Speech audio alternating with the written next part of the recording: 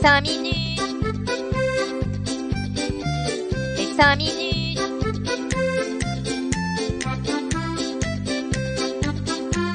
Les 5 minutes du coin. Bonjour à tous et bienvenue pour ce nouvel épisode des 5 minutes du coin. Ouais, j'ai voulu faire une petite ambiance Halloween. Vous êtes vraiment pas prêts pour celui de Noël. On commence avec un petit dicton connu, on ne rattrape pas un couteau qui tombe. Soyez donc prudents dans vos investissements et surtout, n'investissez uniquement ce que vous êtes prêt à perdre.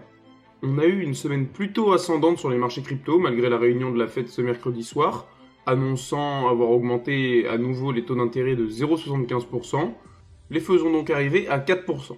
On termine la semaine en beauté avec un bref passage du Bitcoin au-dessus des 21 000 $. Le Fear and Greed Index reste malgré tout dans la peur avec un score de 30. Est-ce que vous avez déjà touché à quelques play to earn ? Bon, sans compter Stephen, car tout le monde a touché à cette merde, ça compte pas.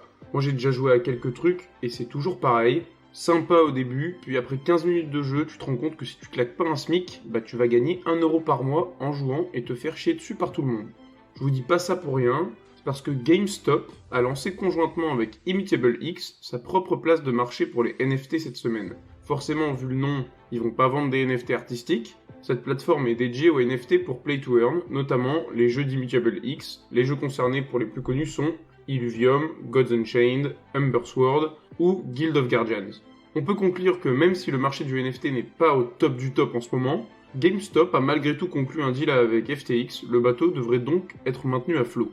Ça y est, CZ il a posé 500 millions dans le rachat de Twitter, il s'exprime déjà comme si c'était sa boîte. Il nous a donc fait part sur sa vision de ce que devrait être le réseau social. Il est d'accord avec Elon Musk sur le fait que Twitter devrait être un endroit où la liberté d'expression fait loi, mais également un endroit où les bots n'ont pas leur place. C'est clairement le point noir qui fait débat autour de la plateforme, le nombre de faux comptes qui pullulent. Ceux qui ont déjà écrit un post avec le mot Bitcoin connaissent bien ce fléau. CZ souhaite du coup, à l'aide de la technologie blockchain, amener Twitter vers le Web3 et par la même occasion résoudre ce problème. J'espère juste que le futur KYC Twitter sera plus simple à réaliser que celui du Mayer Launchpad d'Elrond, sinon il risque de plus y avoir personne sur le réseau. On va se faire une petite histoire de hack. Bien qu'on soit sorti du Hacktober, les hackers ne prennent pas de vacances et continuent même en novembre. C'est la plateforme de trading crypto Deribit qui en a fait les frais cette fois-ci. Le montant du vol s'élève à 28 millions de $. Cependant, la plateforme assure que les utilisateurs n'ont pas été floués, car c'est le wallet de l'entreprise directement qui s'est vu délesté. La thèse du hack peut donc être discutable quand le hot wallet lui-même est visé. On peut toujours se demander si ça vient pas d'un mec en interne en fait. Ils ont quand même bloqué les retraits le temps de comprendre d'où venait le problème. Donc avec un mois d'octobre cumulant plus de 760 millions de $, hackés, le mois de novembre commence en fanfare, prêt à lui passer devant. Uniswap, qui ne jouit déjà pas d'une super réputation au sein de l'écosystème, fait les fruits d'une étude menée par des universitaires appelée Do Not Rug on Me, Zero Dimensional Scam Detection.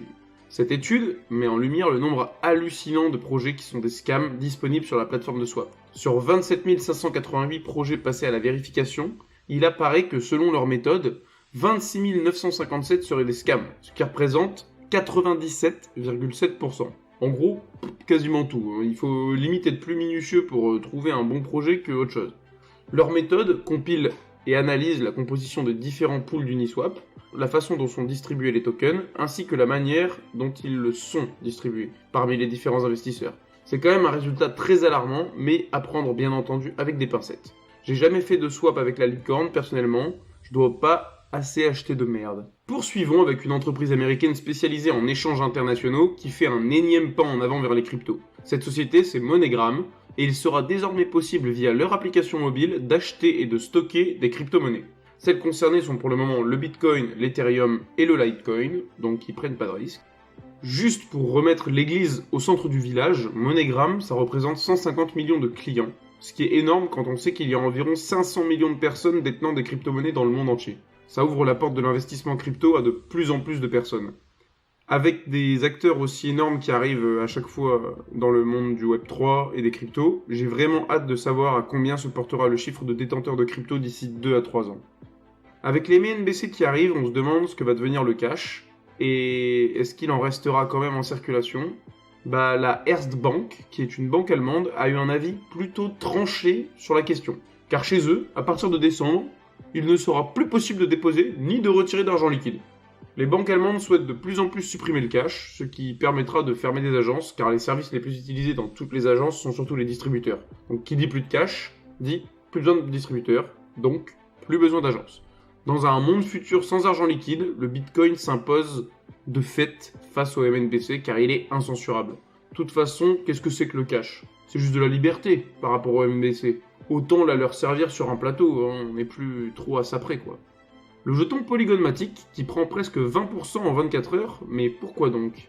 Pour une fois, on a eu un buy the news et pas un sell the news. C'est suite à une annonce du groupe Meta qui a fait le choix de la blockchain Polygon pour la création de NFT directement sur Instagram. Il sera donc possible de créer et de minter des NFT sur cette plateforme. Cette fonctionnalité sera disponible au début pour un petit nombre de créateurs de contenu et aux États-Unis bien entendu. Il semblerait que les frais de transaction blockchain soient directement pris en charge par Meta, en tout cas au moins au début, car je pense pas qu'ils vont s'asseoir longtemps sur autant de thunes.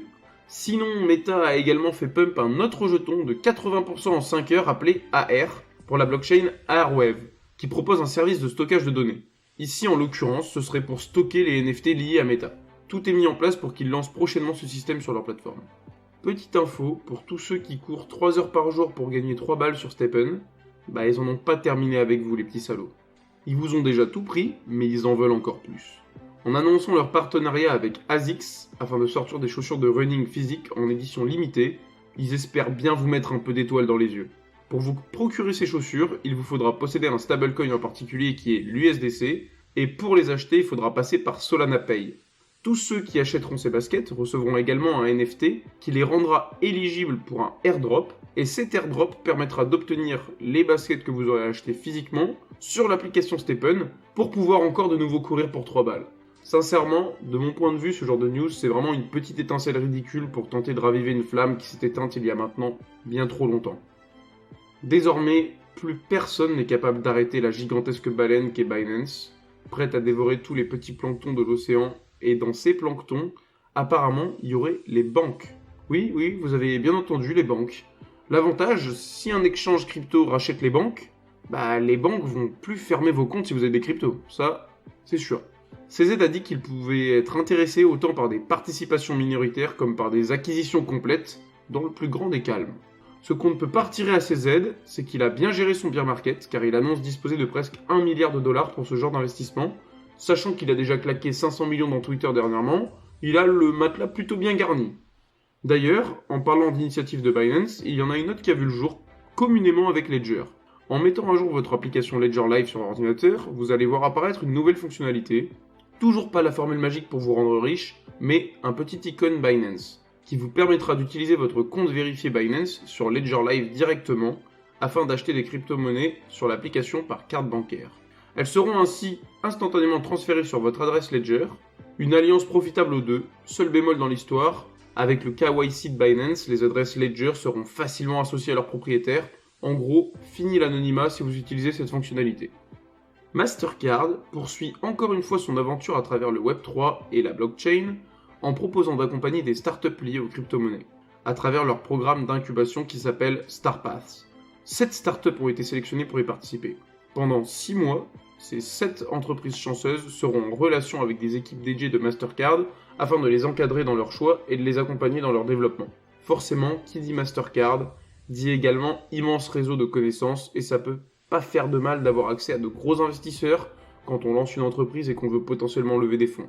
Mastercard prend de plus en plus de place dans l'écosystème et prépare sa transition vers le web de demain. On va terminer ces infos avec l'histoire d'un sacré gourdiflot.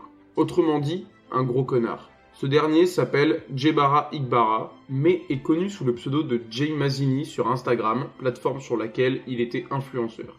Il était notamment connu pour faire des vidéos dans lesquelles il donnait de grosses sommes d'argent à des inconnus, sauf que cet argent, c'était pas vraiment le sien en fait. Il a plaidé coupable de ses chefs d'accusation au tribunal et va devoir verser plusieurs millions de dollars pour dédommager les victimes de son arnaque. Maintenant, on n'a plus qu'à voir quelle était la technique d'arnaque de ce coquebert. Il disait simplement à ses abonnés qu'ils devaient lui envoyer leur bitcoin et qu'il allait leur racheter de 3 à 5% plus cher que le prix du marché.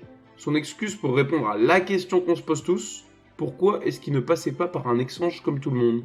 Eh bien, monsieur était soi-disant bridé par les plateformes dans ses achats. Comme on dit, plus c'est gros, plus ça passe. Il envoyait ensuite de fausses preuves de virement à ceux qui lui envoyaient du bitcoin. Avec cette combine, il a pu escroquer dans les 3 millions de dollars. Il s'est malgré tout fait prendre par le FBI il y a de ça 1 an et a donc été jugé cette semaine. Il risque jusqu'à 20 ans de prison et franchement, je les lui souhaite volontiers. Merci d'avoir suivi ces 5 minutes du coin. Si ce condensé de l'actualité vous a plu, n'hésitez pas à me suivre ici et sur Twitter. Bonne journée à tous et hold on for dear life!